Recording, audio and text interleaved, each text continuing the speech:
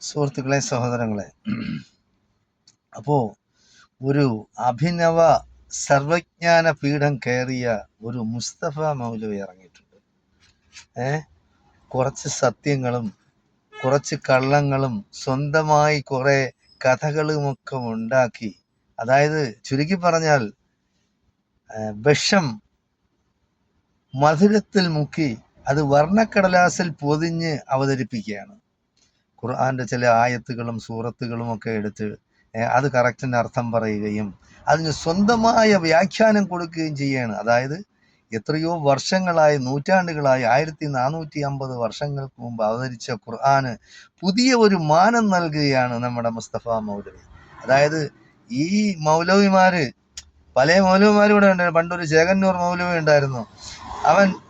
അവനൊക്കെ എന്ന് പറയുന്നത് ഇസ്ലാമിനെ നശിപ്പിക്കാൻ വേണ്ടി, ഇസ്ലാമില് ഉണ്ടായിരുന്ന നിയമങ്ങളായിരുന്നാലും ശരി, ഇസ്ലാമിക പ്രാർത്ഥന, പിന്നെ ഏത് രീതിയിൽ എത്ര നേരമാണ് നമസ്കാരം ഉണ്ടായിരുന്നത്, അതിനെയെല്ലാം മാറ്റിമറിക്കാൻ വേണ്ടി പല കാര്യങ്ങളും. അതായത് ചിലത് നമുക്ക് തോന്നും അത് സത്യമാണല്ലോ, ശരിയാണല്ലോ, ഇത് ഇത്രയും നാൾ ആരും പറഞ്ഞില്ല. പുതിയതായിട്ടൊരു പണ്ഡിതൻ, അതായത് ഒന്നെന്ന് പറയുന്നത് ഖുർആൻ അറബി ഭാഷയിലാണ്. പിന്നെ ഈ ഖുർആൻ അവതരിച്ചത് എവിടെയാണ്? മക്കയിലും മദീനയിലുമാണ്. പിന്നെ അവിടെ ജീവിച്ചവരാരാണ്? അവിടെയുള്ള അറബികളാണ്.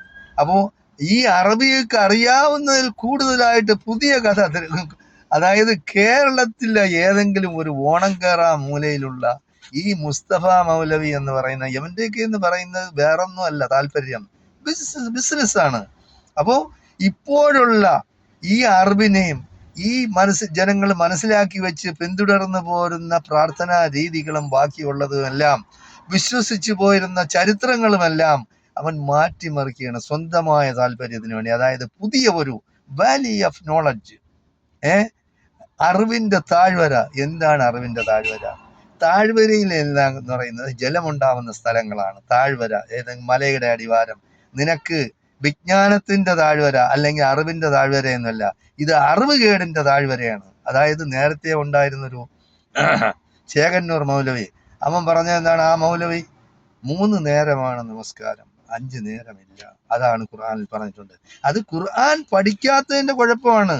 ഖുർആൻ പഠിക്കണം. അല്ലെങ്കിൽ മുഹമ്മദ് നബി സല്ലല്ലാഹു അലൈഹി വസല്ലം തങ്ങൾ എവിടെയാണ് ജീവിച്ചത്, എവിടെയാണ് ജനിച്ചത്, എവിടെയാണ് വളർന്നത്, എവിടെയായിരുന്നു അദ്ദേഹത്തിന്റെ പ്രവർത്തന സ്ഥലങ്ങൾ എവിടെയായിരുന്നു, അവിടെ ഉണ്ടായിരുന്ന ആരൊക്കെയാണ്, സഹാബാക്കൾ ആരെല്ലാം, പിന്നെ ഖലീഫമാര്, നബി സല്ലല്ലാഹു അലൈഹി വസല്ലമയ്ക്ക് ശേഷമുണ്ടായ ഖലീഫമാര് അദ്ദേഹത്തിന്റെ സതീർത്ഥ്യരായിരുന്നു, അദ്ദേഹത്തിന്റെ കൂട്ടുകാരായിരുന്നു. അപ്പോൾ അവരൊക്കെ ഭരിച്ച രീതി എങ്ങനെയാണ്, അവരെല്ലാം പിന്തുടർന്ന് വന്നിരുന്ന പ്രാർത്ഥനാ രീതി എങ്ങനെയാണ്, നമസ്കാരം എങ്ങനെയായിരുന്നൊക്കെ അതിൽ വ്യക്തമായിട്ട് പ്രതിപാദിക്കുന്നുണ്ട്. ഈ ഓണംകാറ മൂലയിലുള്ള ഈ മുസ്തഫ മൗലവി വന്നിറങ്ങി അതിനെയൊക്കെ അങ്ങ് തകിടം മറിക്കുകയാണ്. യമൻ എന്തോ കണ്ടുപിടിച്ചതുപോലെയാണ്. യമൻ ആയിരുന്നു ചിലപ്പോൾ നബി സല്ലല്ലാഹു അലൈഹി വസല്ലമയുടെ പിന്നെ കൂടെ ഉണ്ടായിരുന്ന, അതേ യമന്റെ വാപ്പായ കൊച്ചാപ്പ ഉണ്ടായിരുന്ന? ഇല്ലല്ലോ. യമൻ എന്ന് പറയുന്ന ചേകന്നൂർ മൗലവിയുടെ വേറൊരു വകുപ്പാണ്. അവന്റെ ചെറുമോനാ, അവന്റെ ചെറുകുട്ടിയാ, അവന്റെ മകനാ വല്ലതും ആയിരിക്കും. എന്തായാലും ശരി, യമൻ വഴിപിഴപ്പിക്കാൻ നടക്കുന്നതാണ്. നിങ്ങൾക്ക് കേൾക്കുമ്പോൾ തോന്നും ഇവൻ പറയുന്നതെല്ലാം സത്യമാണ്. സത്യമല്ല. അതായത് ആദം നബി ആദ്യത്തെ മനുഷ്യനല്ല എന്നാണ് അവൻ പറയുന്നത്. എങ്ങനെയാണ് അവൻ പറയുന്നത്? അതിനുള്ള ചരിത്രം എന്താണ്? അതിനുള്ള പ്രൂഫ്, തെളിവെന്താണ് അവൻ കൊണ്ടുവരുന്നത്? അതും ഖുർആനിൽ നിന്ന് എടുത്ത് പറയാണ്. അള്ളാഹു പറഞ്ഞു. എങ്ങനെ പറഞ്ഞു? ജനങ്ങളിൽ നിന്ന് ഖലീഫയായിട്ട് ഒരാളിനെ ഞാൻ പിന്നെ പുതുതായിട്ട് തിരഞ്ഞെടുക്കാൻ പോകുന്നു. ആരടുത്താണ് പറഞ്ഞത്? മലക്കുകളോടാണ് പറഞ്ഞത്. അത് മനുഷ്യനെ സൃഷ്ടിക്കുന്നതിന് മുമ്പാണ് പറഞ്ഞത്. അതാണ് മനസ്സിലാക്കാനുള്ള. നീ പറയുന്ന അർത്ഥം മുസ്തഫ മൗലവി, നിനക്ക് അറബിന്റെ അർത്ഥം അറിഞ്ഞൂടാ. നീ അറബ് ഭാഷ പഠിച്ചവനാണ്. അറബ് ഭാഷ ജന്മഭാഷയായി അവന്റെ മാതൃഭാഷയായി കൊണ്ട് നടക്കുന്ന ഏതെങ്കിലും അറബ് രാജ്യത്തുള്ളവൻ്റെ അടുത്ത് ചോദിച്ചു വേണം നീ അറബ് ഭാഷ പഠിക്കേണ്ടത്. അല്ല നിന്നെ ഏതെങ്കിലും മൊയിലാക്കന്മാര് പഠിപ്പിച്ച് വിട്ട ആ അറബല്ല അറബ്. അറബ് നീ അറബ് ഭാഷ മാതൃഭാഷയായിട്ടുള്ള രാജ്യങ്ങളിൽ ലോകത്ത് ഒരുപാടുണ്ട്. അവിടെയുള്ള ആളുകളടുത്ത് പോയി നീ വിവരം പഠിക്കണം. നീ വിവരം പഠിക്കാതെ നിനക്ക് പൈസ ഉണ്ടാക്കാൻ വേണ്ടി വാല്യൂം ഞാൻ അങ്ങനെ ഇറക്കുന്നുണ്ട്, വാല്യൂം ഞാൻ ഇങ്ങനെ ഇറക്കുന്നുണ്ട്, നിനക്ക് അതായത് നീ കള്ളവും കാവഡ്യവും കൂടെ ചേർത്ത് സത്യത്തിൽ മിക്സ് ചെയ്യാണ്. അപ്പോൾ അതാണ് ഞാൻ പറഞ്ഞത്, വിഷം കൊണ്ട് മുട്ടായി ഉണ്ടാക്കി അത് പിന്നെ പഞ്ചസാരയിൽ മുക്കും, മധുരത്തിൽ മുക്കിയിട്ട് അത് വർണ്ണക്കടലാസിൽ പൊതിയുമ്പോൾ ജനങ്ങൾക്ക് ആകർഷകം. അതായത് മുകളിൽ കാണുമ്പോൾ വർണ്ണക്കടലാസ് ആകർഷിക്കുകയാണ്, പിന്നെ മധുരമാണ്, തിന്നു തുടങ്ങുമ്പോൾ മധുരമായിട്ട് അത് കറക്റ്റാണ്, പിന്നെയാണ് അറിയുന്നത് അത് വിഷമാണെന്ന്. അപ്പോഴത്തേക്കും നമ്മൾ താമസിച്ചു പോകും. അപ്പോൾ ഇങ്ങനെയുള്ള അഭിനവ പുങ്കവന്മാർ കുറേ ഇതിലൊക്കെ ഉണ്ടായിട്ടുണ്ട്. അവൻ്റെ ഒന്നും ചരിത്രം നീ മറക്കണ്ട മുസ്തഫ മൗലവി. നീ മാത്രമല്ല, നിന്റെ കൂട്ടുകാരനാണ് പന്നിയുടെ മോന്തയുള്ള, അവൻ്റെ പേരെന്താണ്, ജബ്ബാർ. അപ്പൊ ജബ്ബാർ, നീ, ആരിഫ് എല്ലാം ഒരു കൂട്ടത്തിൽപ്പെട്ടാണ്, നിങ്ങളൊക്കെ കമ്പനിയാണ്. അതിവിടെ നാട്ടുകാർക്കെല്ലാം അറിയാം, ജനങ്ങൾക്കെല്ലാം അറിയാം. അപ്പൊ നീ പുതിയതായിട്ട് ഇസ്ലാമിനെ ജനങ്ങളുടെ മുമ്പിൽ അവതരിപ്പിക്കണ്ട. നീ ഖുർആൻ അർത്ഥവും പറയണ്ട. ഖുർആൻ അർത്ഥം പറയാനുള്ള വിവരമൊന്നും നിനക്കില്ല.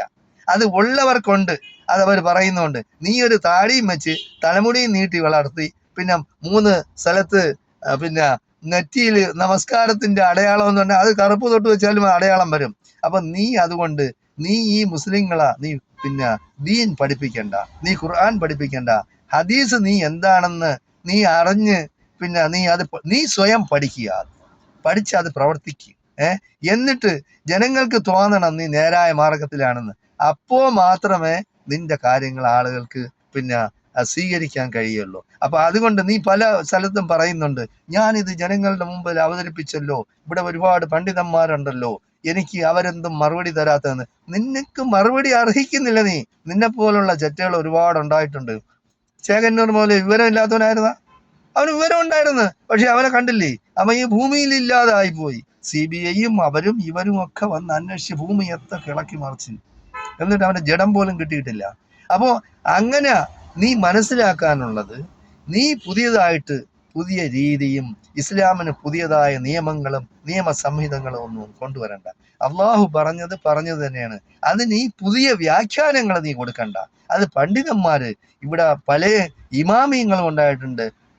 ഇമാം ഷാഫി ആയിരുന്നാലും ഹനഫി ആയിരുന്നാലും ഹംബലി ആയിരുന്നാലും മാലിക്കി ആയിരുന്നാലും ഖലീഫമാരായിരുന്നാലും അതിനെയൊക്കെ പിന്നെ അവര് എങ്ങനെയാണ് ഇസ്ലാം, എങ്ങനെയാണ് പിന്നെ പ്രാർത്ഥനാ രീതി, എന്താണ് നമസ്കാരം, എന്താണ് ഹദീസ്, ലോകത്തിലെ എല്ലാ ഇസ്ലാമിക പണ്ഡിതന്മാരും കൂടിയിരുന്ന് മുഅക്കിദായ ഹദീസും വഈഫായ ഹദീസും രണ്ടായിട്ട് വേർതിരിച്ചിട്ടുണ്ട്. മുഅക്കിദായ ഹദീസ് അതായത് ഉറപ്പായും ഉള്ള ഹദീസ് നിങ്ങളെല്ലാം നിർബന്ധമായിട്ട് സ്വീകരിച്ചാലേ ഒക്കുള്ളൂ. ലൈഫ് അതായത് ദുർബലമായ ഹദീസ് നിർബന്ധവുമില്ല. അത് മനസ്സിലാക്കി പ്രവർത്തിക്കണം. നീ ഇനി പുതിയതായിട്ട് ഹദീസുകളൊന്നും കൊണ്ടുവരണ്ട. നീ പിന്നെ ഖുർആന് പ്രത്യേകമായ അർത്ഥവും നീ ഉണ്ടാക്കി പറയണ്ട. അള്ളാഹുവിന്റെ പേരിൽ കള്ളം പറഞ്ഞുണ്ടാക്കിയാൽ നിനക്കുണ്ടാവുന്ന അദാബ് നീ ഈ ലോകത്തും അനുഭവിക്കും, നാളെ ആഖിറത്തിലും അനുഭവിക്കും. അത് കണ്ട് അതനുസരിച്ച് നീ പഠിക്കണം. നീ അത് ആ ശിക്ഷയെപ്പറ്റി ഓർക്കണം എന്നാണ് എനിക്ക് നിന്നോട് പറയാനുള്ളത്. നീ ഇനി പുതിയതായിട്ട് നിനക്ക് മറുപടി എനിക്ക് പറയാൻ അറിഞ്ഞിടാത്തുണ്ടല്ല.